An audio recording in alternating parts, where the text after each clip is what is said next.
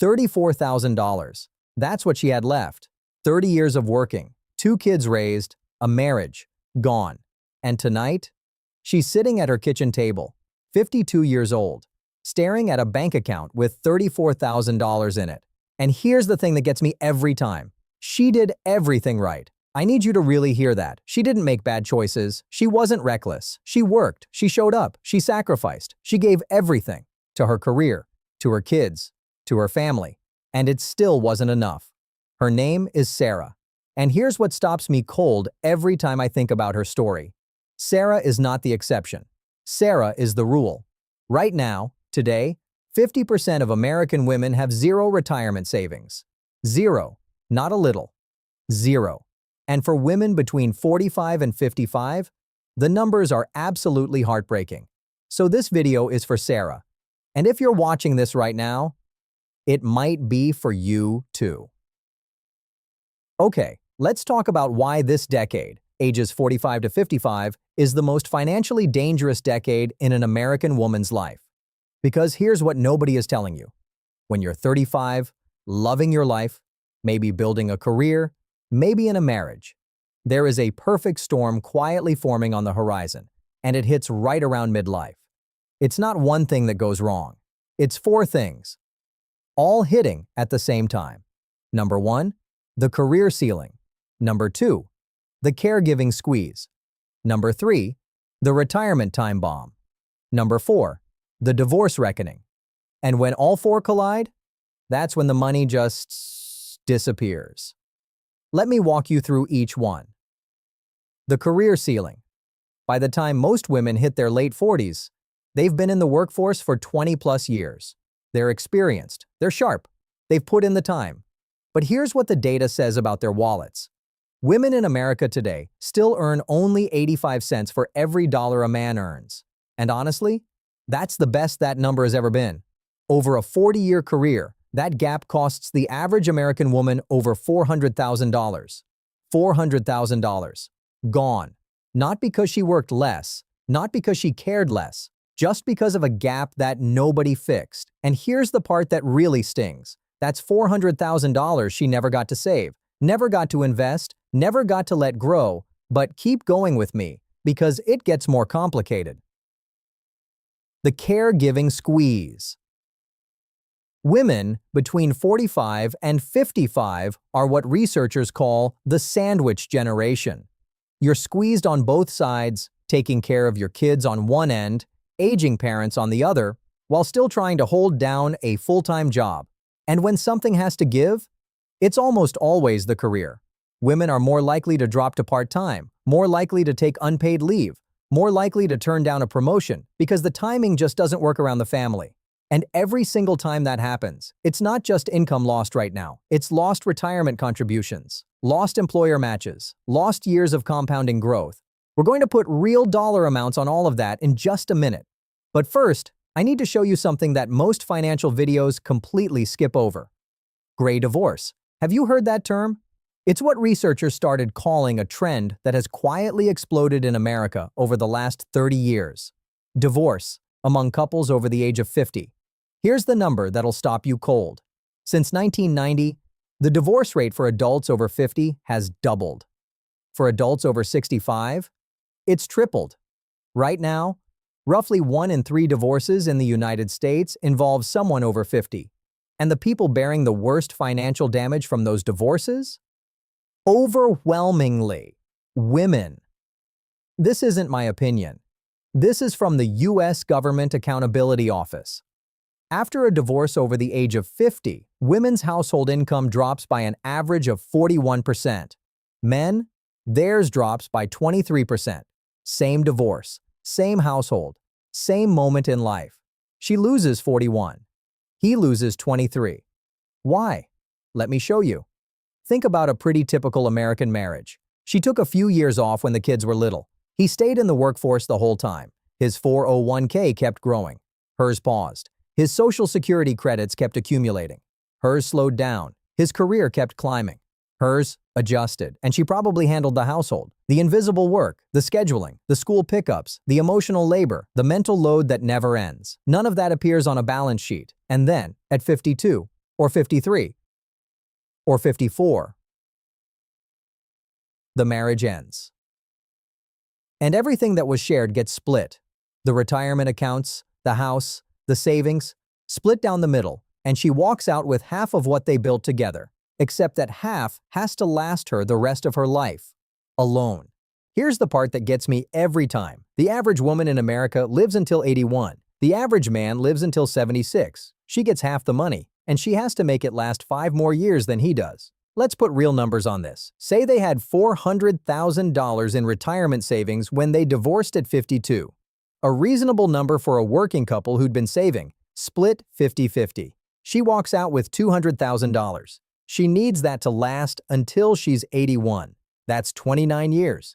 $200,000 over 29 years, even with modest investment returns, works out to roughly $690 a month if she's careful. Now add Social Security. The average benefit for women in 2025 is around $1,400 a month, and that's if she worked consistently her entire career. So she's looking at maybe $690 from retirement savings plus $1,400 from Social Security. That's $2,090 a month total. The average rent for a one-bedroom apartment in the US right now? $1,500 a month. That leaves $590 for food, utilities, transportation, healthcare, everything else. Tell me that's not a crisis. And that's assuming she got the $200,000. A lot of women don't even get that. Here's why. Alimony. Let's be honest about it. A lot of women assume that when the marriage ends, they'll get meaningful, long-term support. And sometimes they do. But here's the reality of what most women actually receive. Fewer than 20% of divorcing women are actually awarded any spousal support at all. Any. And even when they are, it's almost always temporary. Most states have moved away from permanent alimony. The average arrangement lasts 2 to 5 years, not for life, just a few years. And then there's this. 56% of married women say they defer to their husbands on financial planning and investment decisions. 56%. More than half of married women hand over control of the family finances. And then when the marriage ends, they're trying to learn how money works while rebuilding their entire life from scratch. That's not a personal failure. That's a system that set them up to fail. Okay, I want to step back for a second, because everything I just told you about divorce, it applies to women who never get divorced too. Even if you have the most solid marriage in the world, American women between 45 and 55 are facing a retirement crisis that has nothing to do with divorce. Here's where things stand right now. In 2025, women's retirement savings are, on average, 39% lower than men's by the time they retire. 39% less. Same working years. Same lifespan to fund. 39% less in the account. For Gen X women, the ones right in that 45 to 55 window, the median retirement savings is $77,000. $77,000. And nearly 1 in 4 of those women have less than $25,000 saved. Less than $25,000 at 50 years old. I want to show you something that genuinely shocks people. 2 women, same age, same income, both decide to invest $300 a month, just $300 a month, into a retirement account. Woman A starts at 35. Woman B starts at 45. 10 years difference. That's it. Woman A, who started at 35, has approximately $340,000 by age 65, at a 7% average annual return, which is conservative for a diversified index fund. Woman B, who started at 45, has approximately $151,000, same $300 a month. 10 years later, she ends up with $189,000 less. That gap, $189,000, is what the financial world calls the cost of waiting. And it is brutal. Now think about what happens when a woman has to pause her savings, to take care of kids, to go part-time, to come back from a career break. She's not just losing income in those years, she's permanently shrinking her retirement, because compound interest doesn't pause. Time doesn't pause. The math just keeps running, with or without your contributions in it. And here's something else nobody talks about. More than 40% of working women in America have no access to an employer-sponsored retirement plan, no 401k, no employer match, Nothing. And of the women who do have access, their average annual contribution is $4,500. Men in the same plans contribute $6,100. Same plans. She puts in $1,600 less per year because she earns less, so she can save less. Over a 20-year career, that gap in contributions alone, before we even factor in investment returns, is $32,000. Add compound growth on that difference over 20 years. You're looking at a gap that grows to over $60,000. From one gap, one pay difference, that ripples all the way to the end of her life. This is why women end up in poverty at higher rates than men in retirement. This is not a personal failing. This is math, working against a system that was never designed for what women's lives actually look like. But here's the part of this story nobody is telling you. I want to talk about a number I think about all the time. We've spent a lot of time on what's been lost, and that matters. You need to understand the full picture. But I want to flip this now, because here's the thing about being 45, 48, 50, even 55. You still have time, not infinite time, but real time. And the moves you make in the next 5 to 10 years will determine what the next 30 look like. Let's run the math. But this time, let's make it work for us. If you're 50 right now and you start investing $500 a month, today, this month, into a diversified retirement account at a 7% average return, by age 70, you'll have accumulated approximately $260,000. $260,000 from $500 a month. Starting at 50, push it to $1,000 a month, you're looking at over $520,000 by 70. And here's something most women in their 50s don't realize. The IRS actually lets you contribute more after 50. It's called a catch-up contribution. In 2025, the standard 401k limit is $23,500 a year. But if you're 50 or older, you can put in up to $31,000 because the IRS built in an extra $7,500 specifically for people who are catching up. $7,500 extra per year that most women in their 50s are not using. That extra $7,500 a year for 15 years at 7% growth, that's another $188,000 at retirement. One rule. One number, $188,000 difference. Are you using your catch-up contribution? Now, let's talk about the woman going through divorce, or who already went through it. If that's you, I need you to hear this clearly. Your ex-husband's retirement account, if the marriage lasted 10 years or more, you are likely legally entitled to a portion of it. It doesn't matter whose name is on the account. This is done through something called a Qualified Domestic Relations Order, a QDRO. It's one of the most important documents in a gray divorce. It legally transfers part of your ex-spouse's 401k or pension directly into your retirement account without a tax penalty, if it's handled correctly. A lot of women don't know this exists. A lot of attorneys don't even bring it up.